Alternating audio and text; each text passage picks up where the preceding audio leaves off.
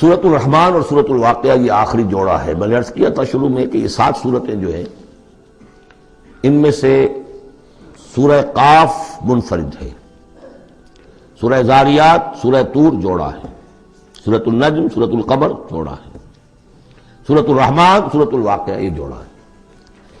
یہ جوڑا بڑا عجیب ہے. قرآن مجید کی یہ 2 صورتیں ایسی ہیں کہ نبوت، رسالت، وحی، ان تینوں کے ذکر سے بالکل خالی، ذکر ہی نہیں. ہر صورت کا اپنا ایک مزاج ہے، ایک خاص شان ہے اس میں.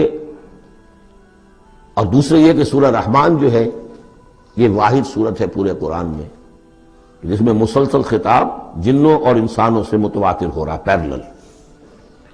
جیسے تو یہ کہ یہ بات میں عرض کر چکا ہوں کہ جنوں میں کوئی نبی نہیں، ان میں روح نہیں ہے، روح آدم میں پھونکی گئی تھی، اور چونکہ ریسیپینٹ آف وحی از روح تو ان کے ہاں وحی نہیں ہے. لہذا وہ بھی جو انسانوں میں رسول آئے ہیں انہی کی ہدایت کے پیرو رہے. ان میں سے جو اچھے لوگ ہیں، جو نیک لوگ ہیں، وہ ایمان لائے، جس کی ایک مثال ہمارے سامنے آ بھی چکی ہے. وہ جنات تھے، حضرت موسیٰ پر ایمان رکھنے والے تھے، تورات کے ماننے والے تھے، اور ان کا گزر ہوا، قرآن انہوں نے سنا، وہ ایمان لے آئے، اور پھر جا کر وہ اپنی قوم میں تبلیغ شروع کر دی. تو گویا کہ قرآن مجید میں جب یا ایھا الناس کہا جاتا ہے تو اگرچہ انسان مراد ہیں، لیکن یہ کہ انہی کے تابع خطاب جو ہے وہ جنات سے بھی ہے. لیکن اس صورت میں اس کو کھول دیا گیا. باقی یہ اسی پر قیاس کرتے ہوئے پورے قرآن کو سمجھیے کہ اس پورے قرآن کے مخاطب انسان بھی ہیں، جنات بھی ہیں. لیکن یہاں صرف یہ کہ اس کو ایک ایک قدم کے اوپر تثنیہ کا صیغہ، فَبِأَيِّ آلَاءِ رَبِّكُمَا تُكَذِّبَانِ فَبِأَيِّ آلَاءِ رَبِّكُمَا تُكَذِّبَانِ یا معشر الجن والانس، اے انسانوں اور اے جنات کی جماعتوں. تو کھل کر جو ہے صراحت کے ساتھ جو ہے انسانوں کے ساتھ جنات کا ذکر اور ان سے خطاب تو صرف اس ایک صورت میں پورے قرآن مجید میں.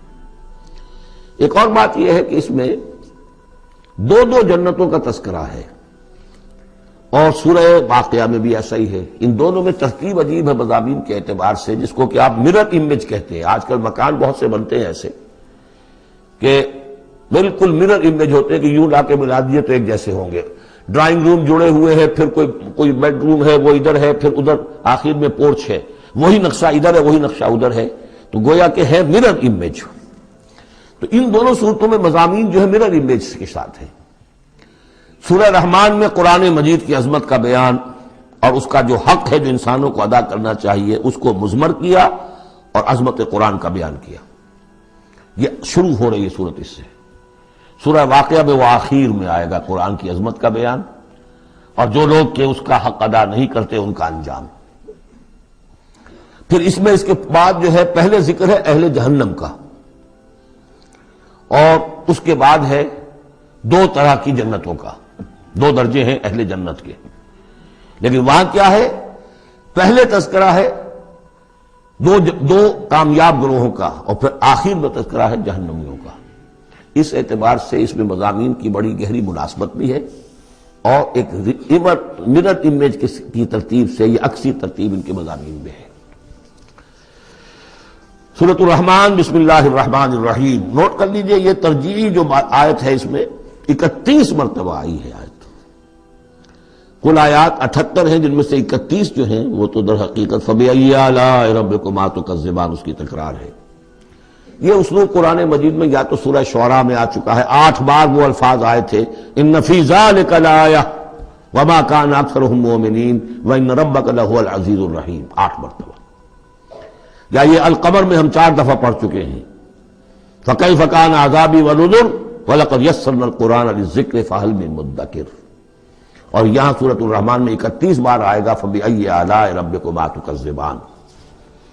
بسم اللہ الرحمن الرحیم. الرحمن علم القرآن خلق الانسان علمہ البیان.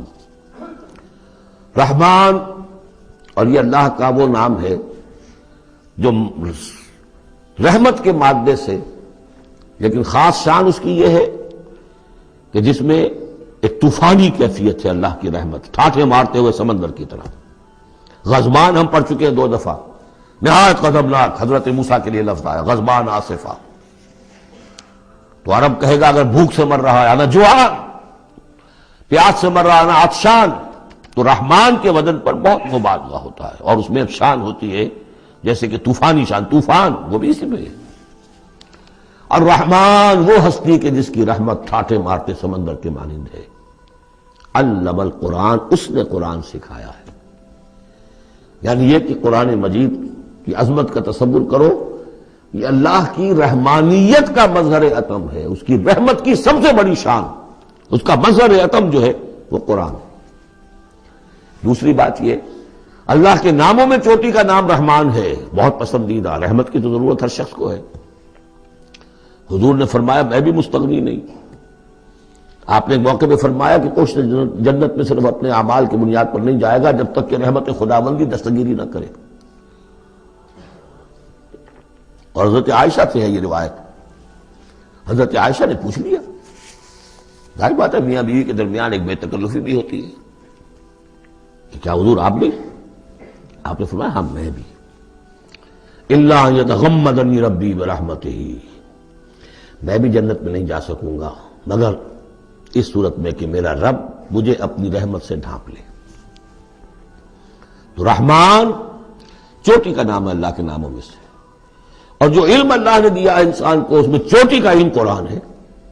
ایک علم وہ ہے ریویلڈ نالج جس کی چوٹی یہ ہے، ایک علم ہے ایکوائرڈ نالج، رفتہ رفتہ انسان جا رہا ہے، لیکن سب سے اونچا علم، سب سے بڑا علم خلق الانسان، اسی نے انسان کو بنایا، اور اس کی کریشن کا کلائمیکس انسان ہے، تخلیق کی معراج انسان ہے۔ خلقتہ بیدیہ، اپنے دونوں ہاتھوں سے بنایا ہے، جس میں عالم امر اور عالم خلق جمع ہو گئے۔ اس سے آگے علمہ البیان، جو صلاحیتیں انسان کو دی ہیں ان میں چوٹی کی صلاحیت جو ہے بیان ہے۔ انسان کو کہا گیا حیوان ناطق، نطق، قوت بیان۔ اور یہ بات ہمیں معلوم ہے کہ یہ جو انسان کا جو برین ہے، ظاہر بات ہے گوریلاز میں بھی ہے، چمپینزیز میں بھی ہے، اور بھی حیوانات کے اندر بھی ہے، گھوڑے کا بھی برین ہے، لیکن یہ برین جیسے جیسے رفتہ رفتہ لوئر اینیمل سے اوپر آپ آ کر دیکھتے ہیں، ہائیسٹ انسان کے اندر آ کر اس کا جو گرے میٹر ہے، وہ جو ہائیسٹ ایوالو فارم ہے، اس میں مختلف ایریاز ہیں۔ یہ ویژن کا ایریا ہے، آنکھ سے جو انفارمیشن جا رہی ہے وہ پھر ڈسائفر ہوتی ہے گرے میٹر کے اس پچھلے حصے کے اندر، ہیئرنگ ایریا ہے۔ لیکن سب سے بڑا رقبہ جو ہے وہ ہے سپیچ سینٹر، اور اس کے دو حصے ہیں، دوسرے کی بات سننا اور سمجھنا، پھر اپنی بات کہنا، یہ دو ایسپیکٹس ہیں اس کے۔ تو سپیچ سینٹر، اس میں دونوں چیزیں آ جائیں گی، کلام کا فہم اور پھر کلام کو دوسروں تک پہنچانا۔ تو علمہ البیان، اللہ نے صلاحیتیں تو اور بھی دی انسانوں کو بہت سی، آنکھ بھی دی، کان بھی دیا، لیکن یہ آنکھ اور کان تو حیوانات میں بھی ہے، بلکہ بعض حیوانات کی بصارت ہم سے کہیں زیادہ آگے ہے۔ بعض حیوانات وہ ہیں کہ جنہیں روشنی کی بھی ضرورت نہیں دیکھنے کے لیے، بغیر اندھیرے میں بھی دیکھتے، ہم تو اندھیرے میں نہیں دیکھ سکتے۔ اس طرح کان، گھوڑے کا کان جو ہے اس کے کان کھڑے ہو جاتے ہیں اینٹنا کی طرح سے، اگر کہیں سے آہٹ ہو، جب یہ اپنے گھوڑ سوار نے کچھ نہیں دیکھا تو نہ سنا ہے، لیکن ذرا سی آہٹ کہیں کہ گھوڑے نے سن لی۔ اس حوالے سے باقی چیزیں جو ہیں ان میں تو یہ کہ علیحدہ علیحدہ گنا جائے گا تو صلاحیتیں باقی شاید انسان سے بہتر بھی دوسرے حیوانات میں ہیں۔ سونگنے کی صلاحیت کتے میں جتنی ہے ہمارے پاس تو 1/100 بھی نہیں ہے۔ حیوانات میں سونگنے کا ایریا جو ہے وہ بہت بڑا ہوتا ہے برین کے اندر، وہ سونگ کر چیزوں کو اندازہ کرتے ہیں کھانے کی ہے کہ نہیں ہے۔ لیکن انسان کے ہاں آ کر ہائیسٹ لیول آف برین میں یہ اسپیچ سینٹر ہے۔ اب یہ جو 4 آیتوں سے 3 جملے بنے، الرحمن آیت 1 ہو گئی لیکن جملہ تو نہیں بنا۔ الرحمن مبتدا ہے، علم القرآن خبر ہے، جملہ اب بنا، تو جملے 3 ہوئے، الرحمن علم القرآن خلق الانسان علمہ البیان۔ اس کو جو ریشو پروپورشن کا قاعدہ ہوتا تھا نسبت و تناسب کا حساب میں، ارتھمیٹک میں 3 ویلیوز دی گئی ہیں، چوتھی تلاش کرو۔ چوتھی ویلیو اس میں کیا ہے جو مضمر ہے، چھپی ہوئی ہے؟ انسان کو جو بہترین صلاحیت اللہ نے دی ہے قوت بیان، اس کا مصرف بھی ہونا چاہیے بہترین۔ اس کا بہترین مصرف یہ ہے کہ قرآن سمجھو اور سمجھاؤ، قرآن پڑھو اور پڑھاؤ۔ جیسے کہاوت ہے کہ توپ اس لیے نہیں بنتی کہ اس سے مکھیاں ماری جائیں، اسی طرح اتنی بڑی صلاحیت جو تمہیں اللہ نے دی ہے، اسی صلاحیت کو وکلاء استعمال کرتے ہو، جو اچھا آرگو کر سکے اس کی فیس بڑھتی چلی جاتی۔ ڈیماگوگ کوئی لیڈر ہے، بڑی اچھی تقریر کر سکتا ہے، وہ مرنے مارنے پر جو ہے مجمع کو آمادہ کر دے گا، لوگوں کو آمادہ کر دے گا، وہ اپنی گردنیں کٹوا دیں گے، لیڈر بن جائے گا۔ تو یہ صلاحیت جو ہے اس لیے نہیں ہے کہ تو دنیا میں لیڈریاں اپنی بناؤ اس کے ذریعے سے، اس کا مصرف کیا ہے؟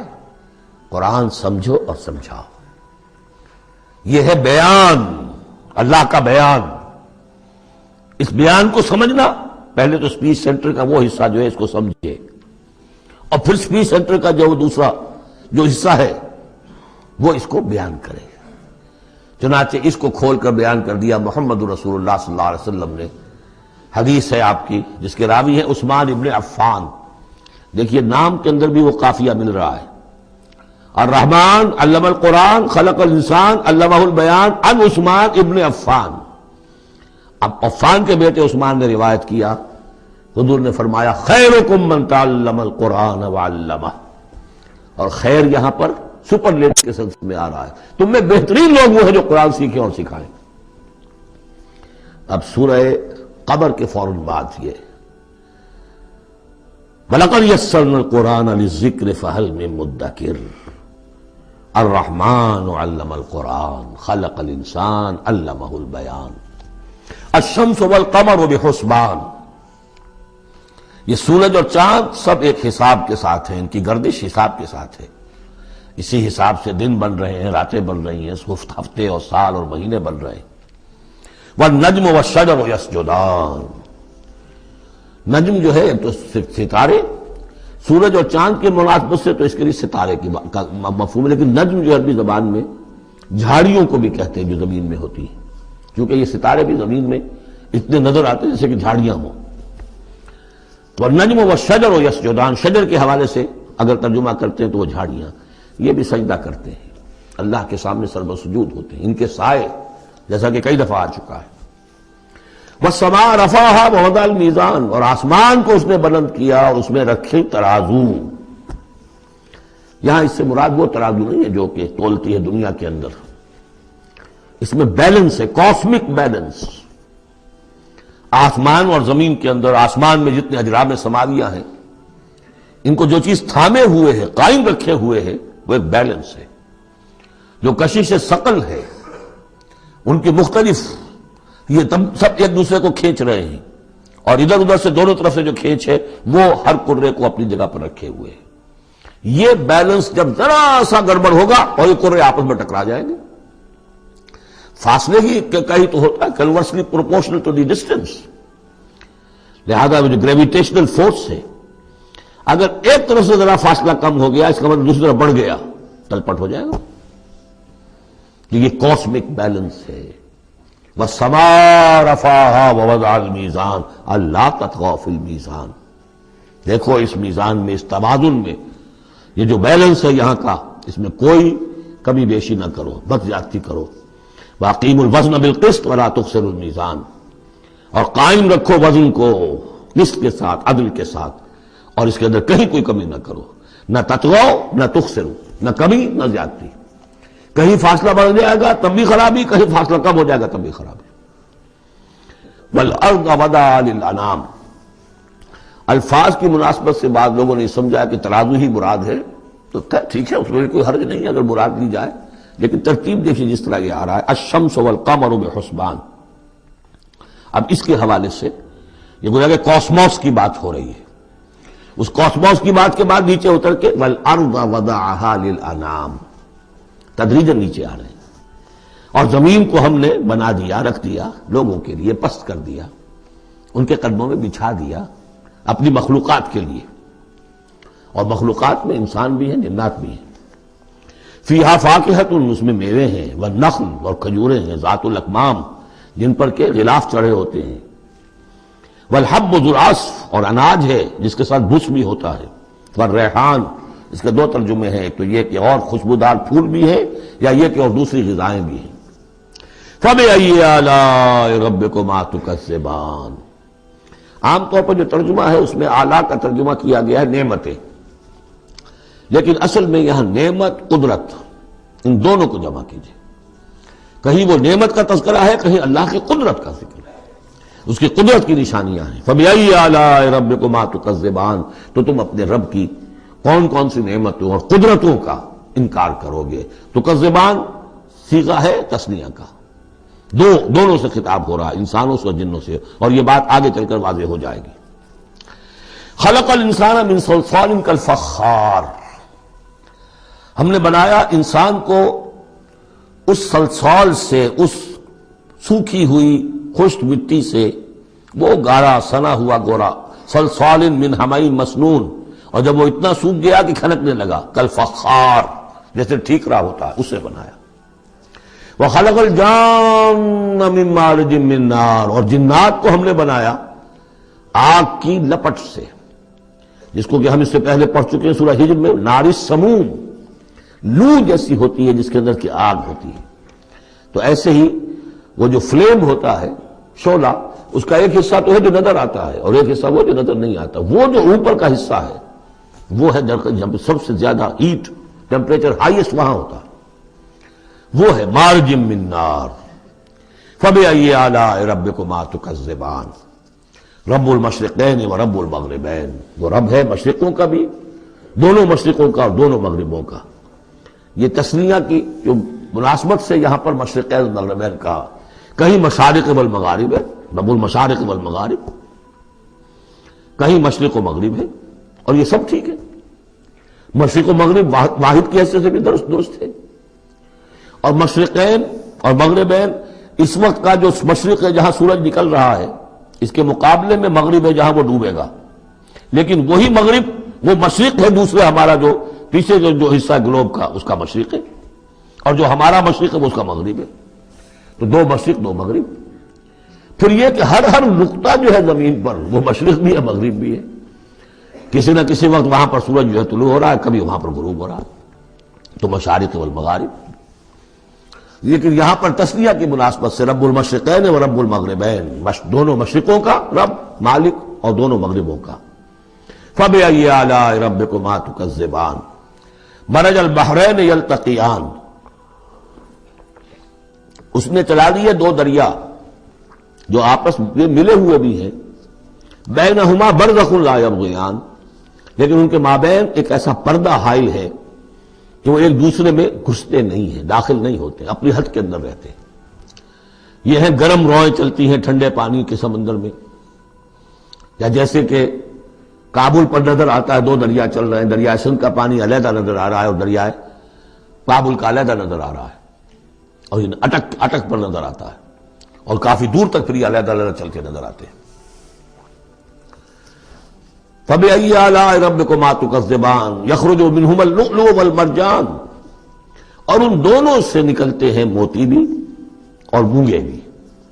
فَبِأَيِّ آلَاءِ رَبِّكُمَا تُكَذِّبَانِ وَلَهُ الْجَوَارِ الْمُنشَآتُ فِي الْبَحْرِ كَالْأَعْلَامِ، اور اس کے لیے ہی ہیں، اللہ ہی کی ملکیت ہے وہ پہاڑ جیسے جہاز، جوار المنشآت جو اونچے کھڑے رہتے ہیں اور سمندر میں ایسے ہوتے ہیں جیسے پہاڑ.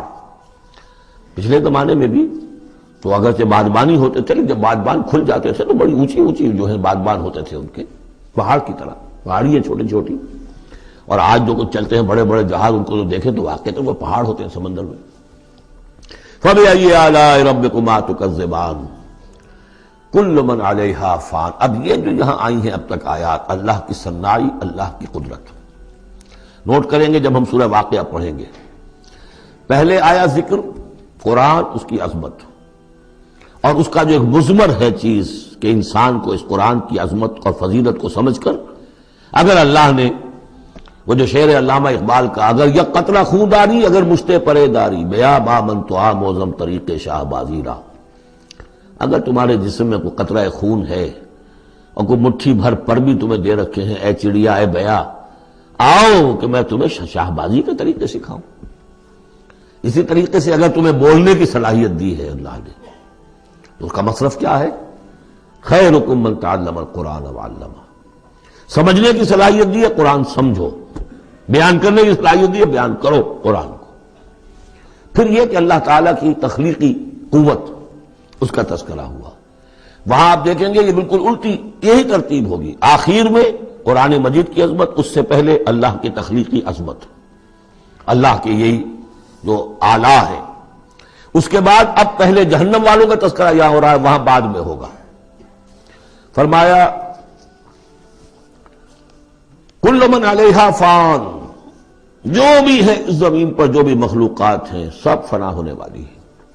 وَيَبْقَى وَجْهُ رَبِّكَ ذُو الْجَلَالِ وَالْإِكْرَامِ، باقی تو رہے گا صرف تیرے رب کا منہ، تیرے رب کا چہرہ، جو بہت بزرگی والا ہے اور بہت عظمت والا ہے. اب یہ کہ اللہ کا چہرہ ہم کیا اس کو نہیں سمجھ سکتے، آیات متشابہات میں سے ہوگا. جو اس کا مفہوم سمجھیں گے وہ یہ ہے اللہ کی ذات باقی،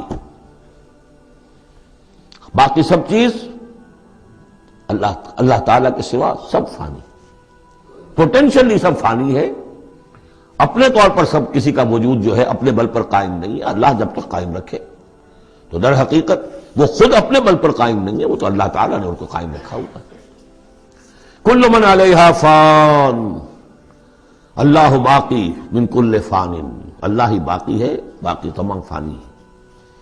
وَيَبْقَى وَجْهُ رَبِّكَ ذُو الْجَلَالِ وَالْإِكْرَامِ فَبِأَيِّ آلَاءِ رَبِّكُمَا تُكَذِّبَانِ يَسْأَلُهُ مَنْ فِي السَّمَاوَاتِ وَالْأَرْضِ، جو بھی ہے آسمان اور زمین میں وہ سب اس کے در کے سوالی ہیں، اسی سے مانگ رہے ہیں. وجود بھی ملا ہے اسی سے، حیات کسی کے پاس ہے دی ہوئی ہے اسی کی، کوئی صلاحیت ہے تو دی ہوئی ہے اسی کی، کوئی ذہانت ہے تو دی ہوئی ہے اسی کی، روز کا رزق جو آ رہا ہے اسی کا عطا کرنا. ہر ایک سائل ہے، جو سورہ محمد میں ہم نے پڑھا کہ تم سب فقراء ہو واللہ هو الغنی وانتم الفقراء، تم سب کے سب محتاج ہو، تمہارا وجود مستعار، تمہاری حیات مستعار، تمہیں علم جو دیا اس نے دیا جتنا دیا. فلا یحیطون بشیء من علمہ الا بما شاء، تو تمہاری کیفیت یہ ہے. یسألہ من فی السماوات والارض، اسی سے مانگتا ہے جو بھی ہے آسمانوں میں اور زمین میں. کل یوم ہوا فی شان، وہ ہر دن ایک شغل میں ہے، اس کی ایک مصروفیت ہے. یا میرے نزدیک اشارہ ہے اسی بات کی طرف، یدبر الامر من السماء الى الارض ثم يعرج الیہ فی یوم کان مقدارہ الف سنۃ مما تعدون.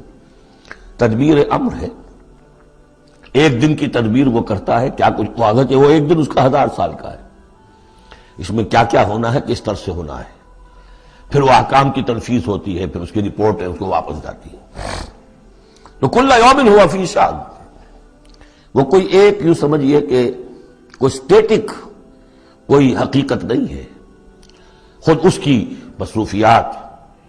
کل یوم ہوا فی شان، نئی شان کے ساتھ اس کا ظہور ہوتا ہے. کل یوم ہوا فی شان فبأی آلاء ربکما تکذبان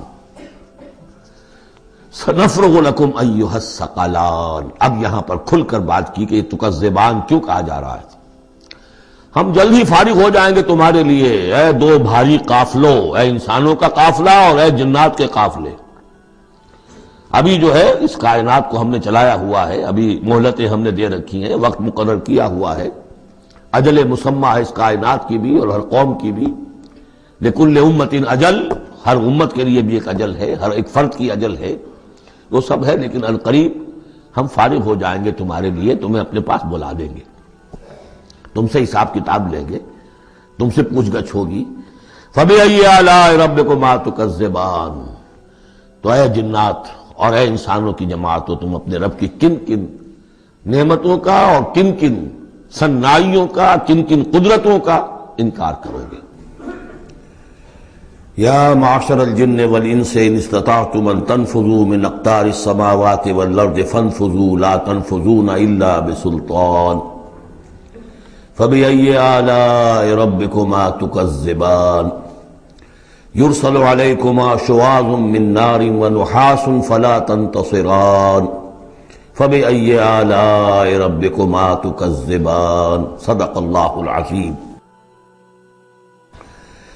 چونکہ اس سے پہلے آیت آ چکی ہے سنفرغ لکم ایھا الثقلان، ہماری اوقات میں سے ایک قافلہ انسانیت اور ایک قافلہ جو جنوں پر مشتمل ہے۔ اب یہاں اس آیت میں، آیت نمبر 33 میں براہ راست ان سے خطاب ہے، اے گروہ جن اور اے گروہ انس، یا معاشر الجن والانس ان استطعتم، اگر تمہارے اندر استطاعت ہے، طاقت رکھتے ہو، ان تنفذوا من اقطار السماوات والارض، کہ تم نکل بھاگو آسمانوں اور زمین کے دائروں سے، کناروں سے، تنفذوا تو نکل جاؤ، لا تنفذون الا بسلطان، نہیں نکل سکو گے مگر اللہ تعالیٰ کی سرعت کے ساتھ۔ یہ آیت مبارکہ مشکلات القرآن میں سے ہے، پوری طرح ہم شاید ابھی نہ سمجھ پائیں جب تک کہ اور ہمارا علم جو ہے کائنات کے بارے میں، کاسموس کے بارے میں اور علم بڑھ نہیں جاتا۔ لیکن یہ کہ عام طور پر یہ سمجھا گیا ہے کہ یہ انسان اور جن جو ہیں ایک حد تک ان کی رسائی ہے اس کائنات کے اندر، اس سے آگے نہیں۔ جیسے کہ آ چکا ہے، میں پہلے بھی بیان کیا ہے کہ جنات کے لیے غالباً یہ ہمارا جو سولر سسٹم ہے، یہ پورا جو ہے یہ ان کی جولان گاہ ہے، اس میں یہ جائیں جدھر جائیں چلے جائیں، اس سے آگے نہیں۔ انسانوں کا معاملہ یہ ہے کہ وہ اس کے اندر بھی جو بھی فاصلہ طے کرتے ہیں، وہ ظاہر بات ہے کہ وہ اس کے لیے مشینیں ایجاد کر کے جہاں تک جا رہے ہیں، لیکن اس پورے سولر سسٹم تک بھی ان کی رسائی ممکن نہیں ہوگی۔ لیکن یہ کہ ایک گمان میرا ہے جو میں آپ کے سامنے پیش کر رہا ہوں کہ قرآن مجید جب آسمانوں اور زمین کی بات کرتا ہے تو وہ مراد ہوتی ہے کل کائنات، کل یونیورس، اور کل یونیورس کے کناروں سے نکل بھاگنا، اس کے کیا معنی ہے؟ اس کے معنی یہ ہے معدوم ہو جانا، یعنی یہ کہ جہنم میں پڑنے والے چاہیں گے کہ ہم معدوم ہو جائیں۔ کاش کہ جیسا کہ ہم نے پڑھا تھا سورہ نساء میں، فَكَيْفَ إِذَا جِئْنَا مِن كُلِّ أُمَّةٍ بِشَهِيدٍ وَجِئْنَا بِكَ عَلَىٰ هَٰؤُلَاءِ شَهِيدًا۔ اس روز انسان چاہیں گے کہ اس طرح زمین شق ہو جائے، وہ اس میں دھس جائے اور زمین اوپر سے برابر کر دی جائے۔ یہ تو ہوگا یوم الحساب کو۔ لیکن سوال یہ ہے کہ من اقطار السماوات والارض، تمام آسمانوں اور زمین کے کناروں سے نکل بھاگنا، معدوم ہونا، یہ بھی بس میں نہیں ہے۔ اللہ کے اذن سے ہی ہم بنے ہیں، ہمیں وجود عطا ہوا ہے، اور اللہ ہی کا اختیار ہے جو ہمیں معدوم کر سکتا ہے۔ ہم لاکھ چاہیں کہ معدوم ہو جائیں، معدوم نہیں ہو سکتے، یہ بھی ہمارے اختیار سے باہر ہے۔ اذن رب ہی ہو تو ہم معدوم ہوں، بغیر اذن رب۔ یہاں پر ویسے جو اللہ بسلطان، اللہ کا حکم، اللہ کی مرضی، اللہ کی سند، اس طرح کی کوئی بات ہے، اگرچہ عام طور پر بات وہ سمجھی گئی ہے جو پہلے میں نے بتایا، میرا گمان یہ ہے، واللہ عالم۔ بہرحال مشکلات القرآن میں سے ہے۔ فَبِأَيِّ آلَاءِ رَبِّكُمَا تُكَذِّبَانِ، تو تم اپنے رب کی کن کن نعمتوں اور کن کن صناعیوں اور کاریگریوں اور کن کن قدرتوں کا انکار کرو گے۔ یرسل علیکما شواظ من نار، تم پر پھینکے جائیں گے شعلے بھڑکتے ہوئے آگ کے، ونحاس، اور دھواں ملا ہوا، وہ آگ جس میں کہ دھواں ملا ہوا ہو، فلا تنتصران، پھر تم بدلہ نہیں لے سکو گے۔ فبأي آلاء ربكما تكذبان، فإذا انشقت السماء، جب آسمان پھٹ جائے گا، فكانت وردة كالدهان، تو ایسے ہو جائے گا گلابی رنگ کا جیسے کہ تیل کی تلچھٹ ہوتی ہے۔ جب تیل کو صاف کیا جاتا ہے تو اس کے نیچے جو تلچھٹ رہ جاتی گلابی رنگ کی۔ فبأي آلاء ربكما تكذبان، فيومئذ لا يسأل عن ذنبه انس ولا جان، تو اس روز کوئی پوچھنے کی ضرورت نہیں ہوگی ان کے گناہوں کے بارے میں، نہ انسانوں سے نہ جنوں سے۔ اللہ تعالیٰ پوچھے گا، حساب کتاب بھی ہوگا، لیکن یہ کہ اپنی جگہ پر ہر ایک کے چہرے پر لکھا ہوگا اس کا انجام۔ بل الانسان علی نفسہ بصیرہ، چنانچہ کئی جگہ قرآن مجید میں نقشہ کھینچا گیا ہے، میدان قیامت میں جب لوگ کھڑے ہوں گے، کچھ لوگوں کے چہرے تر و تازہ ہوں گے، کچھ لوگوں کے اوپر مردنی چھائی ہوئی ہوگی، جس کی مثال بہترین ہوتی ہے ہائی سکولز کے اندر۔ ہر سال جب ڈکلیئر کرتے ہیں امتحان، سالانہ امتحان کا نتیجہ، تو جب کھڑے ہوتے ہیں طالب علم سننے کے لیے، تو بعض لوگوں کے چہروں کے اوپر لکھا ہوتا ہے کہ یہ فیل ہونے، اس لیے کہ انہیں معلوم ہے لکھ کر کے آئے تھے ہم، اور بعض کے چہرے تر و تازہ ہوتے ہیں، انہیں اگر فکر ہوتی ہے تو اس کی کہ میں فرسٹ آتا ہوں یا نہیں آتا، بس اس کی تشویش ہو سکتی ہے، لیکن یہ کہ انہیں کوئی اندیشہ یہ نہیں ہوتا کہ وہ فیل ہو جائیں گے۔ تو فَيَوْمَئِذٍ لَا يُسْأَلُ عَنْ ذَنبِهِ انس ولا جان، اس دن پوچھا جانا ضروری نہیں ہوگا کسی سے بھی، نہ جن سے نہ ان سے، ان کے گناہ کے بارے میں۔ فَبِأَيِّ آلَاءِ رَبِّكُمَا تُكَذِّبَانِ، يُعْرَفُ الْمُجْرِمُونَ بِسِیمَاهُمْ، پہچان لیے جائیں گے مجرم اپنے چہروں سے، چہرے ان کے اترے ہوئے ہوں گے، انہیں تو معلوم ہوگا۔ یعرف المجرمون بسیماہم فیؤخذ بالنواصی والاقدام، پھر ان کو پکڑا جائے گا ان کی پیشانی کے بالوں سے اور پاؤں سے، یعنی ہر ایک کو کوئی فرشتہ جو ہے وہ ادھر سے اس کی پیشانی کے بال پکڑے گا اور ادھر سے اس کی ٹانگیں پکڑ کر ٹاس کرے گا اسے۔ فَبِأَيِّ آلَاءِ رَبِّكُمَا تُكَذِّبَانِ هَٰذِهِ جَهَنَّمُ الَّتِي يُكَذِّبُ بِهَا الْمُجْرِمُونَ، جب پھینکا جائے گا اسے جہنم، یہ ہے وہ جہنم کہ جس کو جھٹلاتے رہے تھے وہ لوگ کہ جو جھٹلانے والے تھے، هَٰذِهِ جَهَنَّمُ الَّتِي يُكَذِّبُ بِهَا الْمُجْرِمُونَ، جسے مجرم گناہگار جھٹلاتے رہے۔ يَطُوفُونَ بَيْنَهَا وَبَيْنَ حَمِيمٍ آن، اب وہ چکر لگاتے رہیں گے، اس آگ سے نکلیں گے، پانی پینا چاہیں گے تو وہ پانی کھولتا ہوگا، حمیم آن، کھولتے پانی کے اور اس آگ کے درمیان۔ فَبِأَيِّ آلَاءِ رَبِّكُمَا تُكَذِّبَانِ، اب یہ تو اہل جہنم کا انجام ہے جو یہاں بیان ہو گیا۔ یہاں جنتیوں کے انجام سے پہلے ان کا بیان ہے، سورہ واقعہ میں پہلے جنتیوں کا بیان آئے گا اور پھر اہل جہنم کا بیان آئے گا، ترتیب عکسی۔ وَلِمَنْ خَافَ مَقَامَ رَبِّهِ جَنَّتَانِ، اور جو بھی اپنے رب کے حضور میں کھڑے ہونے سے ڈرتا رہا، ڈرتا اور ترسا رہا، اس کے لیے دو جنتیں ہیں۔ یہ دو جنتیں کیوں کہی ہیں؟ اس کے لیے جو توجیہ میری سمجھ میں آئی ہے اس میں مجھے خاصا اطمینان ہے، انشراح ہے، کہ جنتیں جو جنوں کے لیے ہوں گی وہ علیحدہ جنت ہے، انسانوں کے لیے علیحدہ ہے۔ ظاہر بات ہے دونوں کے احساسات جدا ہیں، دونوں کے ذوق جدا ہیں، دونوں کے مذاق جدا ہیں، لہذا ایک جنت ہے کہ جو انسانوں کے لیے ہے اور ایک جنت ہے کہ جو جن کے لیے جنتیں فراہم کر دی اللہ نے۔ وہی تسلیہ کا صیغہ ہے کیونکہ یہاں جنوں اور انسانوں سے خطاب ہو رہا ہے مسلسل۔ یہ جو جنتان ہوں گی یہ ابتدائی جنتیں جن کا ذکر یہاں ہو رہا ہے، اس کے بعد دو اور جنتیں ہوں گی۔ تو جنتیوں کے دو درجے ہیں، ان میں جنات بھی ہوں گے انسان بھی ہوں گے، تو چار ہو گئے۔